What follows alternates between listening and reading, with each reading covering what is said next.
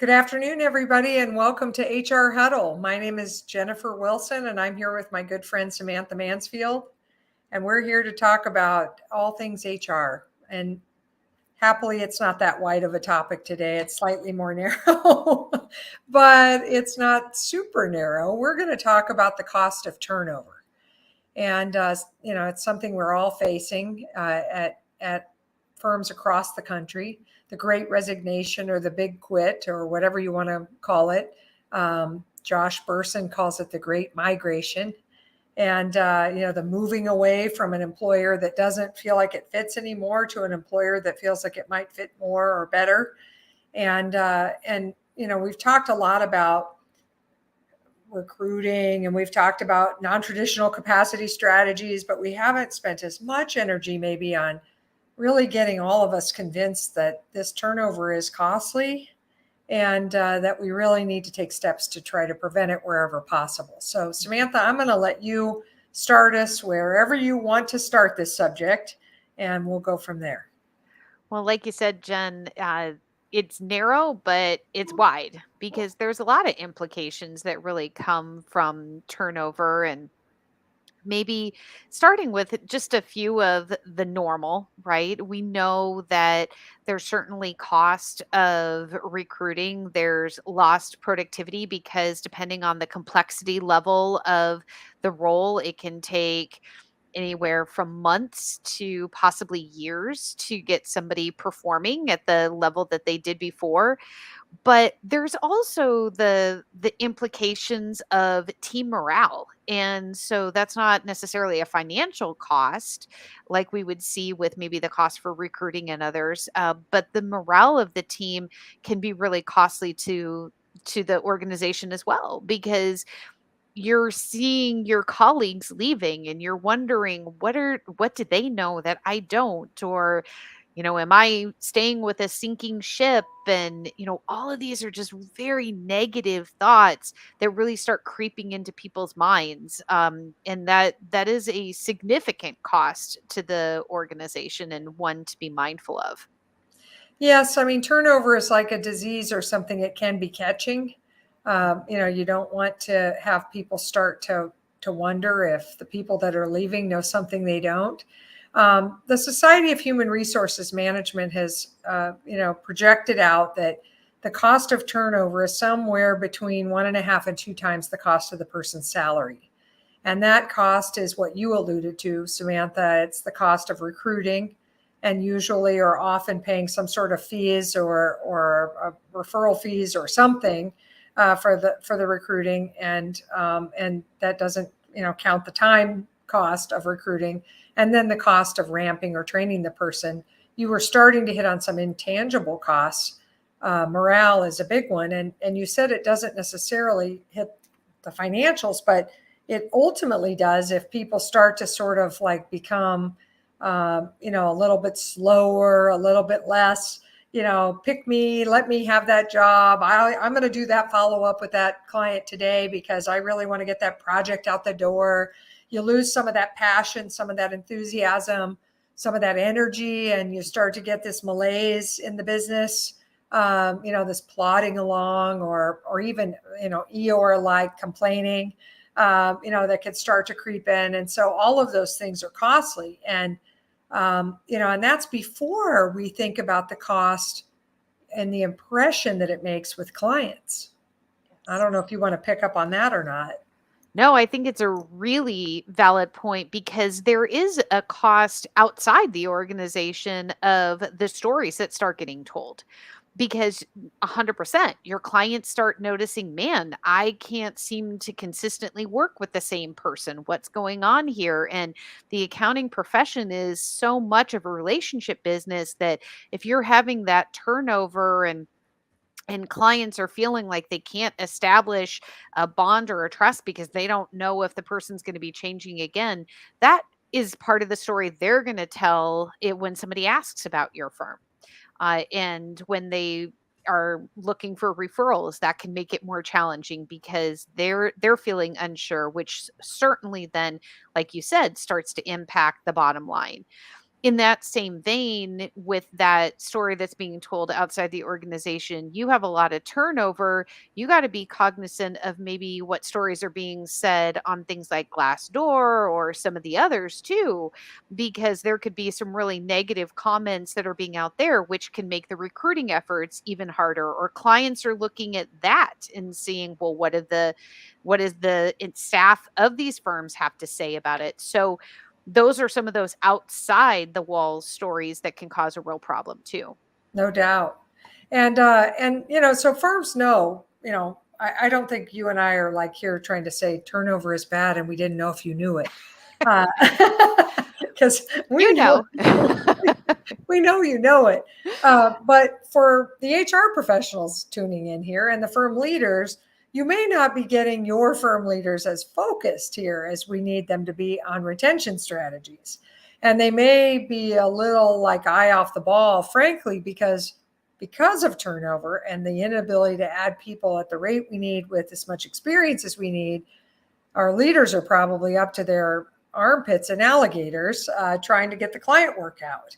And so they don't even realize that with their lack of focus on the staff and the team members and their lack of focus on driving real and meaningful change that will provide relief to the whole entity, that they are, even though their heads down, they're contributing to the turnover. Yeah. And that worries me an awful lot. The other thought I had is, there's a lot of conversation out there about client continuity, and we think about it in terms of like the client perception. And you hear stories of clients saying, I don't want to train another new person, for you or whatever. But there's also just a real efficiency hit to the jobs, and that hits the pocketbook right away. And that we end up with engagements with inexperienced people on them taking longer than they need to, costing us, our profit basically on the engagement while they're learning. And that relearning all the time is a real issue. So there are a lot of costs. I don't know. Can you think of any others as you You know, think of one them? one just hit me, that when you were talking about leaders and them shouldering more of the work because there's Mm, not people to delegate to, yeah. right? Yeah. But you and I are finishing writing an article that we're going to be publishing on the site here this week, I believe.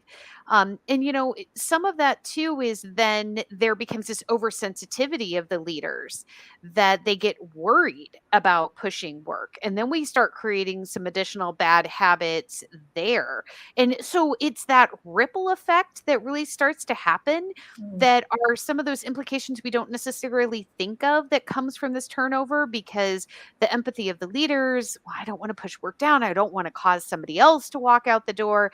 But then you have people feeling like I'm not being given opportunities, and now they're going to leave because of that, because they're feeling like I'm not getting my growth opportunities and things like that. And so it's weird how it starts to compound on in the mental aspects of it. And it's so important of why we are cognizant of all of this, so that we think about that when we're coming up with the solutions on how to deal with it. for sure. And I know up to this point, the first 8 minutes of this or so are, you and I could be Debbie and Diane Downer or Yes, something, right? exactly. The twins, because this isn't. None of us wants to group hug after talking about the cost of turnover. It's not. It's sad, and none of us wants to have turnover. It's so disappointing, but we have been having it, and we are experiencing it, and we probably will have some more. In public accounting, we like to say the quitting months, the big quitting months are May and November. We get past the fall busy season and then they reevaluate again. And so, we just have to pay attention to the fact that it's happening out there, that it has costs, and that we really need to put resources and energy behind stemming that bleeding or stopping that departure train Mhm. and getting people to stay. And so maybe Yes. we should shift and for the second half of this discussion, talk about ways to encourage people to stay. Right. Well, I think one of them is, let's show some action in the second half of the year of changes that we're going to make. because we came out of the busy season, and I know so many firms have been working on how are we going to improve and what are we going to do. And then vacations get in there and people get sidetracked, and now the fall busy season starting to arrive, and we have to make sure that the team really sees that it's not going to be the same season it was last time. And so really prioritize what are one, two things that are making movement so that your team really sees that there is going to be a change to make it not so arduous or not so difficult, or the hours aren't going to be so long, whatever the major pain point is for your organization. But make sure you prioritize so that there is visible movement in those areas. And so when they come out of the fall busy season, in that November time you talked about, Jen, they can say, no, I can see the leadership team's really doing something here and willing to put some trust in you and stay. But I think that's a major thing that needs to be done. I agree, Samantha. And I mean, that's a whole session, right? That's Right. that's multiple podcasts, but it does include just a quick hit list, getting capacity right sized, which means firing clients. Now, going in, if you have a tax practice or an audit or an employee benefits audit practice, couldn't do it right now for those on extension and those that you're wrapping up audits for and things, you just can't do it right now. Mhm. But as soon as we come out of fall busy season, October 20th, we should have a list of clients that are going to get a letter or an email or a phone call, depending on the size of client, the size of engagement, and the length of time they've been with your firm. And they're going to be given their walking papers because we don't have the capacity to serve them. Or frankly, they don't fit our ideal targets, or they're even worse, they're awful to us. And Yeah. our people have been begging us to solve that problem for years, and we have been blowing it off. And so that's one. Right-sized capacity, get the clients right-sized, use non-traditional staff, fractional, offshore, outsource, administrative, non-CPA, EA, all of that. And we've done HR huddles, and we've done podcasts, and we've written blog after blog about it. Go to our website, search capacity, and you'll get lots of resources on that subject. That's another one that I could think of that would bring immediate hope and is doable yet this year. You won't implement all of those and finish them, but you could pick one of them and show progress. Yeah, absolutely. Absolutely. And start that now. Don't even wait another week. We're here on Monday. Start that now. Reach out to those companies now. If you don't know some of the companies to even reach out to, reach out to us. We'd be happy to point you to firms or companies that firms have given us great testimonials for. But don't delay that. Get that started. uh, you know Other things to honestly think about is compensation. And there's unfortunately, I've seen a number of articles written, Wall Street Journal, Forbes, everywhere, talking about how people are saying, man, if you really want to make more money, that you have to change jobs because that's how you get a raise. And that should be addressed, and making sure that you really understand what motivates your team members, because not everybody is overly motivated by money, but we are dealing with the cost of living going up substantially, and your people are getting recruited, and that's something to be mindful of. What would that look like? Can it be a bonus? And we have to let them know that we're considering that. Or is it is it some sort of increase in their pay? Or I don't know what that looks like for everybody, but we have to realize that that is a pinch, and that is something that other organizations, both outside public accounting and in public accounting, are going to use as a lever to lure your people away. 100%. And, we've been saying cut 10% of the clients, raise client fees 10%, increase staff salaries an average of 10%. Stat. Mhm. And if you did those things, your people would be like, whoa, we're going to get somewhere now. And if you don't, the market is calling and we're worried about it. Another one that I want to bring up that maybe should be at the top of our list, and so it's buried down here a little bit in a very long list of ideas, is like, let's demonstrate that we care about our people. So people do not quit their company; they quit their boss, and they quit their boss because they don't think their boss cares about them. And I use the word boss. None of us uses the word boss in real life, but that's the old management adage. People don't quit their company; they quit their boss, their direct manager. And Gallup's employee engagement polls, they have pointed to the importance of that direct manager more than I can ever tell you. I mean, it's just like, it's the who you put in charge of your people, who you call their career advisor or their mentor, their manager, their direct supervisor, whatever you call it. The choice of that person is so important. So let's really look at that, because we all know that in some organizations, those people are there because they're at a certain level, not because they have wonderful people skills or emotional IQ. And as a result, they're not really managing the people with love and care and concern and interest and generosity and all the things that you need to keep your people really engaged and really feeling like the organization cares about them. Because the only way they can tell if the organization cares is if their direct leader is demonstrating it, and then the organization is shifting things that cause pain. Mm-hmm. That's it. That's how I can tell. Yep. And that takes listening, which not everyone has a strength in. And so those that are listening, you need to find your voice. You need to make that voice heard. So if that's you in HR and you're clearly hearing these things, you need your voice to go to leadership and helping to convey that, because it's crucial. People, to the point you said, Jen, of people want to know that their company cares. The other thing that we've seen in those polls is they want a friend. They want a best friend. And so if you're bringing new people on and they're remote, they've been 100% remote and they haven't necessarily had the opportunities to meet everybody in the office, those are ones that can also be high potential for turnover, because they don't feel connected and they don't feel part of it. And it doesn't mean that remote doesn't work. It means that we just have to be intentional about the way that we're doing introductions and the way that we're allowing people to get introduced to other people in the firm, that so that they can create those friendships. And that's one of the beautiful things that we like about being in person, is because that happens quite organically.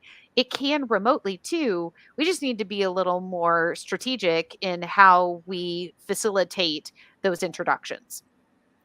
Great point. And we call that tethering. Like, are your people tethered? And who are they tethered to? The other thing to pay attention to is, are there any negative people in the firm?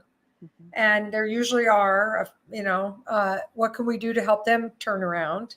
But also, who's tethered to them? Who are they spending time with?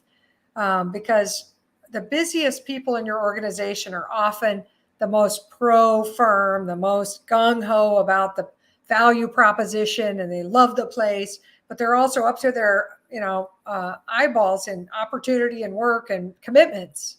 So they're not out there like saying, hey, let's have coffee over video, or let's meet tonight at 5 and have drinks or something. Small team of mine, we're not doing that. We're too busy like shoveling work and trying to be a good company woman or man. And then the people who aren't happy, they're not shoveling work. They're busy trying to have happy hour with your impressionable, wonderful team members. And so you really just have to say, where are we putting our energy here? And like, if it's this like Stephen Covey quadrant 2 idea, I am in the quadrant of emergency. Everything's urgent, everything's important. But if I don't take any time into that proactive quadrant and just spend a little time with my existing team members, I'm going to spend all my time over there recruiting, apologizing for the lack of continuity and all this other stuff. We have to find a way to do it. Now, I just heard myself say that, Samantha, and I need to say to everybody here, it isn't one of those things like where we go back around a table, you play this recording and say, okay, everybody, we all need to find the time. If we do that, no one's going to find the time. So instead, we probably need to say, hey, there are 2 or 3 really wonderfully emotionally intelligent people on this team. Let's get in there and spend some time with these people, check in with them. A lot of people are talking about stay interviews. I'm a fan only because I like check-ins, but I hate the idea that we do a campaign to check in with our people and then don't check in again for 6 months or a year because, we did our stay interviews. So, but anyway, getting in touch with these people and doing it stat, especially any of those that you say, who's their tether? And then if you name a negative person, you go, oh, geez, we got to work on that. Or if you go, I don't know who they're tethered to. Are they tethered to you, Samantha? No, not you either. Me either. Oh, those are the people we need to get right on. Yep. They're on the fringes and easy to be lured away. For And sure. it's not necessarily going to take the money, because I know many people are worried about companies on the coast stealing from the interior of the nation for higher dollars. It's not always about that. It's definitely a promise of being able to be connected, or growth opportunities, and uh, you know something better than the situation now. And so we just have to be really listening for what people are genuinely saying is putting them on the edge. You just used the word promise, and at the same time, it was in my head. And so, like, what can you promise your people? And promise being a word that we should all take very seriously. So I'm not talking about marketing copy, where we say we're really fun or something. I mean, what can we promise our people? And it should be a promise for change. And for some, also a promise to continue the stuff that's working. Yeah. That people value in your place. But what could we promise our people so that we can keep our promises to our clients? And so we can, have a promising organization going forward. Anyway, I loved it, Samantha, when you said that. Okay, well, we're way out of time. What's new? It tore by really quickly. We would love your ideas on this subject of turnover. Please post in social, email us. Also, any ideas you have for future HR huddles, we would be so grateful. Now, I think you are doing the HR huddle with Renee Mulders next week, I believe. We That's are. the 15th. And so we will welcome having you do that. And by the way, I neglected to mention at the beginning that our trusty leader, Tamara Lorzell, is out enjoying a wonderful vacation. And that's why we're all pinch hitting on this project for her. But enjoyed it very much, Samantha. Thank you so much for sharing your ideas and processing this really big issue in the profession. And then thank you, Caroline. Super grateful for your work behind the scenes. Thanks everybody for tuning in, and we'll see you next week. Absolutely. Thank you.